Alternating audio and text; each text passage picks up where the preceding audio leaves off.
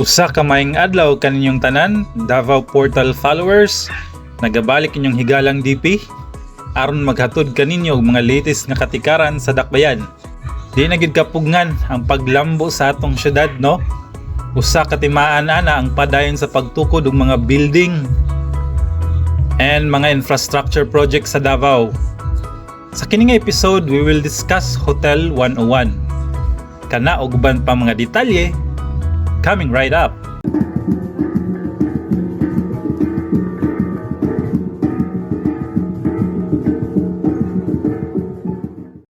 Dili pa lang dugay no atong gibisita, gisusi kining ongoing nga construction sa Hotel 101. Usa kini ka 12-story na hotel located along Eco West Drive, Ecoland, Davao City. Kilid lang ni siya sa SM City, Davao. But before we discuss updates regarding sa construction, ato sang dalikyatan mga higala kining mga quick facts, no? Quick facts about the Hotel 101, as well as why it is different from other hotel. Nganong lahi ni siya sa uban nga hotel, no, nga naga-operate. So, let's discuss first the quick facts. So niya ang quick facts about Hotel 101. Ang number of rooms ani is 519 kabuok, no? 519, no? Kung mahuman ni siya, 519 ka room ni siya. Tapos again sa gisulti na nako, 12 story ni siya, 12 floors, no? And nahimutang ni siya sa usa ka luna, no? Ang size sa area nga gitukuran nani is more than 5,000 square meters, no? Or more than sa katunga sa hektarya ang iyang luna nga gitukuran or property nga gitukuran ani. And again sa ginaingon na nako, kung mahuman ni siya 519 ka rooms ni siya tanan, no? And kung i-compare na to ang Hotel 101 versus sa Marco Polo, ang pinakataas nga hotel sa Davao, although nag-stop ang operation ng Marco Polo no sa karon. Pero kung i-compare na to ang ilang number of rooms, ang number of rooms sa Hotel 101 is 519 versus i-compare na sa Marco Polo nga naa lamang 245 ka rooms, no? So in other words, more than double, no, ang in terms of number of rooms. So mo na siya, no, for comparison purposes lang, no. So unsa mga features and amenities sa aning Hotel 101? Of course, naa siya lobby, naa siya sky garden, infinity pool, and fitness gym, na cafe, napoy retail shops, function rooms, and helipad. Oh, tagsarata, no, tagsarata ka kuan og ganang hotel sa Davao, no, nga naay helipad na inclusion sa ilang amenities. So mo na siya. Kung lantaw na to ang iyang picture or sa iyang perspective, inani ang itsura, no. So naagid siya helipad sa ibabaw, and then sa kining picture na kuha ni siya amurag sa back ni siya, no, back sa hotel, which is nadi ang iyang pool, and then may mga parking space. Sa front niya ingon na niyang itsura mo niyang front, yung facade, no. So kung imo siyang tan-awon, no, is kuan siya horizontal na type because most probably, no, ang rason ana is ang tungod sa building height restriction sa Davao. So mo na siyang iyahang unang features and amenities, no. So let's go further, let's dig deeper kung unsa ning Hotel 101, no. Hotel 101 is unsa man ni under sa unsa siya nga company. It is developed by Hotel Asia Incorporated.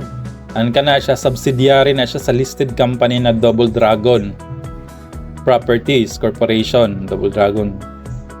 And then founded by, I quote, no, one of the best entrepreneurs sa iyahang era, si Injap siya. Kung nakainomdom mo, kung nakakuan mo sa Mang Inasal, mo na iyang first na na business or company nga gi-absorb of course sa Jollibee Corporation, no? GFC Corporation. So man na siya. Ang iyang developer ani is Hotel of Asia Incorporated, a subsidiary sa Double Dragon na Properties, which is a listed company.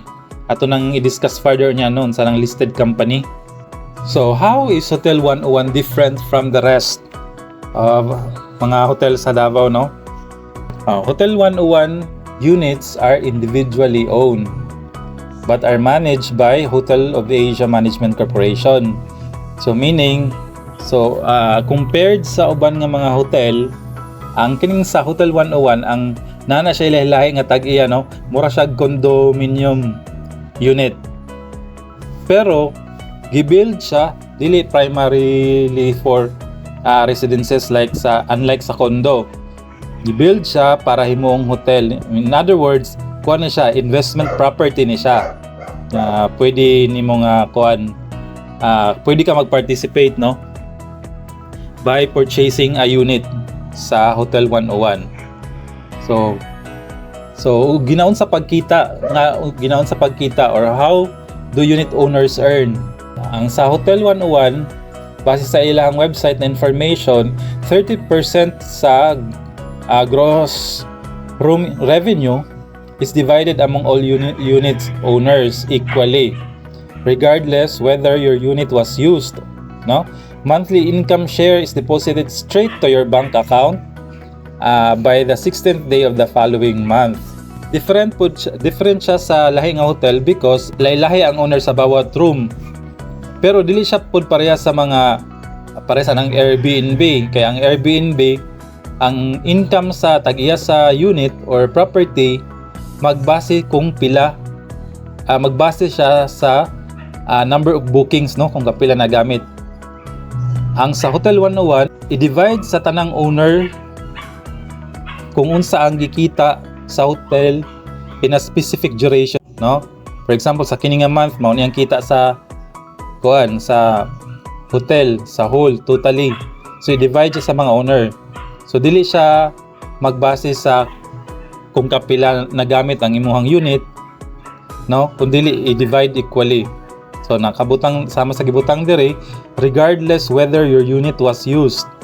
So it's different, no? Kung basin pag wala na gamit or walay nag-book sa imuhang unit, pwede gyapon kang makita kay equally divided man among unit owners ang revenue or income sa hotel.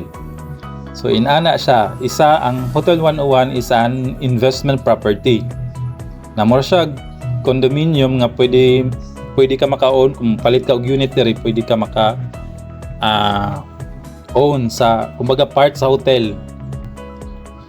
So nakitang mga pobre unsaon nato pag-participate ani, no? Kini nga investment property napabailaing way nga maka-participate aning investment property. Well, of course, no? It is through stocks, no? Kay sama sa kung gingon kaganina ang Double Dragon Corporation, which is mo na siya ang pinaka top na company, no? Kung asa under ning Hotel of Asia Incorporated, no? It's Double Dragon Corporation na listed company. So pwede ka maka-earn gyapon. Again, pwede ka maka-participate aning nga investment property through stocks, no? So magpalit og stock sa DD or ang DDMP REIT. So laylay na siya og stock code, no? Ang DD mo siyang Double Dragon nga corporation. Ang DDMP is stock listed na real estate investment trust. Ang kining DD maka-gain ka ni through capital or share, no? Appreciation of prices sa share or sa share of stocks nimo. On the other hand, kining sa DDMP, kining sa REIT niya, makakuan ka diha pod sa aside from capital appreciation or stock price appreciation, pwede ka maka-earn diha through dividend. Kaya ang real estate investment trust sa Double Dragon, which is DDMP REIT, naghatag na sila og dividend, no? It's either quarterly or twice a year, regular na sila nagahatag og basta REIT gani, more on dividend na siya ang imong income dira. So inana na siya makaparticipate gihapon ka sa kini nga investment property nga Hotel 101, no? So ang pangutan unsa ni pagbalit og stocks, well, pwede ka mag-open lang ka og account, 500 pesos, no? Kung wala pa ko nagkamali, 500 pesos lang sa like sa mga online brokerage na company like COL Financial, mga rag 500 pesos pwede na ka maka-open og account. And then once na maka-open na ka account, pwede na mo i-fund and palit ka og shares sa DD or sa DDMP REIT, no? So, but anyway, that's another topic, no? So, mo na siya, nagatag lang og overview sa inyo, no, kung saan participate ani nga investment property kung dili nato afford na mag-own or manag-iya og unit diri sa Hotel 101. Tama na siya.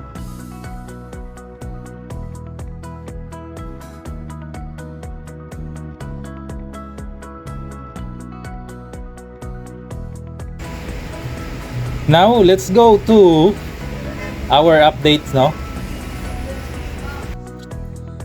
Tanaw na nato ang kasamtangan nga sitwasyon sa construction sa Hotel 101. Tanaw na to, no? Sa site, sa construction site kung sana ang iyahang situation or kahimtang. Sama sa inyo nakita, no? Klaro na gyud ang structure sa Hotel 101 and mapansin niyo nga nag-top off na pud ni siya. So baktas-baktas ta diri kuha tag lain nga angle, no? Kini ang front view, although partially blocked sa mga punuan sa acacia. Maayo, no, kay wa nila giputol ning acacia diri dapit nga area kay nindot ba makatagbod siya ganang kabugnaw sa lugar, no? So although partially blocked sa mga acacia na punuan, pero makita gyapon nimo ang kanindot sa structure, no, and how massive it is. So let's take another look. This time dirita sa iyang right side, mao ni ang iyang view sa right side. And so hapit na gid siya, no, hapit na gid siya mahuman. Ang kumbaga ang main structure niya hapit na jud mahuman. So sa tanaw nyo guys, mga pila na kaya ni ka percent? Is it safe to say na around 60 to 70% complete ani? And considering of course nga napay mga work sa mga interior ani, and siguro mga 60 to 70% ani siya na complete.